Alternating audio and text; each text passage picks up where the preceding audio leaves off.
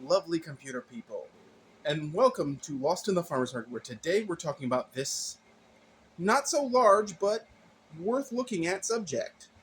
Now, what are these plants, you ask? Well, if we zoom in just a little bit, there we go.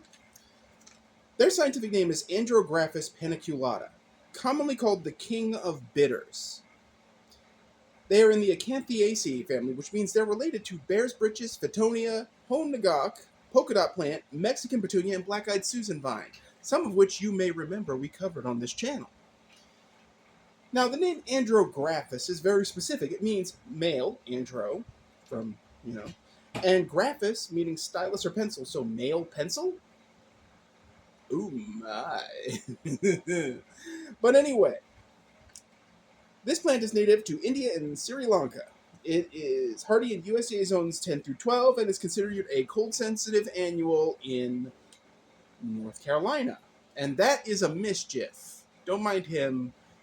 It's flea season. He's a bunch itchy, and we're working on that.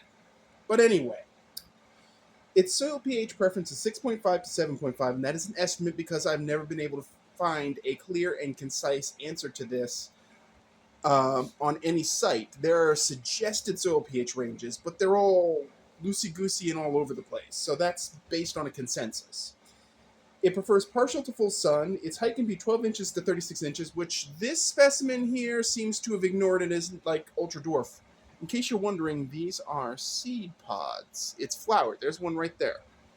But anyway, its width is assumed to be about half of that, so something like 6 to 18 inches, thereabouts. It's also known as, and I don't know if I'm pronouncing this correctly, Crete, C-R-E-A-T, green charetta, Pha Talai Joan in Thailand. I'm sure I mangled that. If there are any folks from Thailand who can show me how to pronounce that properly, just go ahead and put the comments in the comment section. And the rest of them sort of pair off into alternate versions of the same. This plant is known as the king of all bitter herbs, and most will find the flavor too strong to consume. Basically, for those of you who don't like cilantro, you thought cilantro was bad? Well, this stuff is worse.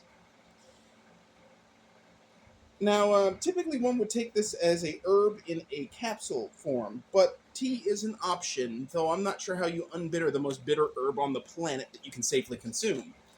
I'm guessing lots of milk and sugar, or maybe honey or something.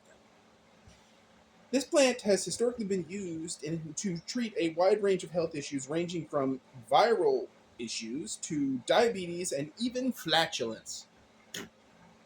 Yes, because apparently it always goes back to flatulence somehow.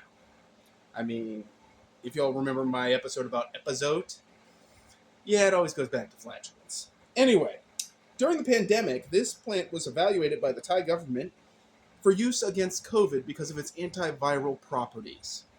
However, with that said, it's somewhat complicated to grow from seed, and we're going to get into that right now, actually. This is the one I intended to propagate, and this is one where I guess I recycled the cell pack, or I had a spare seed, and it just came up all willy-nilly amongst peppers, hot peppers the seeds were very old, and I would classify them as beyond safe cultivation point. So it came up voluntarily, and I was like, hey, that ain't no pepper. Well, I mean, I didn't really notice it until it had like 2 or 3 good leaves on it, but here it is. Now, these plants are actually fairly easy to grow. I don't know if they do so well in the southern laser sun that we have to tolerate, but they are listed as full sun. When I put this one out in sun, leave it to Menace to moon the camera. But anyway, when I put this one out in sun, it turned all funny colors, then recovered, and then shot up the flowering stalk. So I don't know if that's the end of it or the beginning of something new.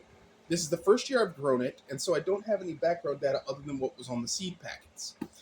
But apparently it's fairly easy to grow, and it has a lot of medicinal uses, so it may be something you want to consider for your garden. As for soil, I would say a regular potting mix should be fine. I didn't do anything special. These were grown in those little Jiffy 7 peat pellets, and no, that's not an advertisement.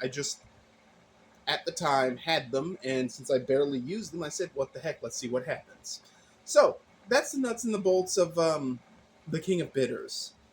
If y'all are interested in the King of Bitters, I believe that Baker's Creek sells the seed, so that's how you get some pure Andrographis seed. If you like this episode, please hit like or subscribe. If you haven't already subscribed, please do. It helps the channel. The Forge blog is still going strong with new updates from the Wild Harvest Tour and everything else. In fact, we found some new plants we're going to cover.